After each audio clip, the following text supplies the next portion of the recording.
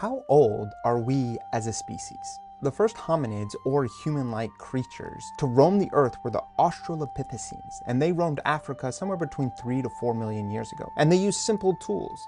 Another later hominid ancestor, the Homo erectus, was a bigger, smarter species that is known for having left Africa heading towards Europe and Asia about 1.5 million years ago. Our species, the Homo sapiens sapiens, appeared about 200,000 years ago in Africa. We have yet to discover the remains of the first human ancestor, but we can trace the change in our genetic material over time. Your DNA is a mix from both parents and changes considerably with each generation. However, the DNA in your mitochondria is only inherited from your mother and mutates at a much slower and much more predictable rate. Based off of that predictable change, we can theoretically trace the DNA of our mitochondria back to a Homo sapien woman that lived in modern-day Botswana about 200,000 years ago. And so we call her mitochondrial Eve. About 70,000 years ago, our ancestors left Africa, spreading across the world. They reached Asia and Australia by 50,000 years ago. They reached Europe by about 40,000 years ago. And finally, they arrived in the Americas somewhere between 15,000 and 12,000 years ago. And along the way, they met other earlier forms of humans, most notably the Homo sapien Neanderthals, with whom they both competed and interbred. However,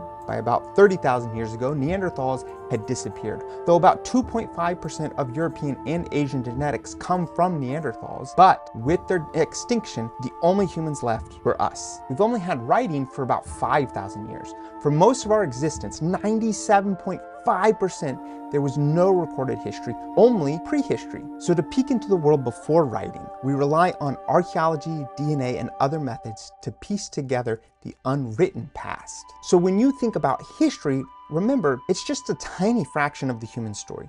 The rest, it's a mystery we're still trying to unravel. Join me next time as we piece together what we know about prehistoric life and culture. Don't forget to like, subscribe, and until next time, stay curious.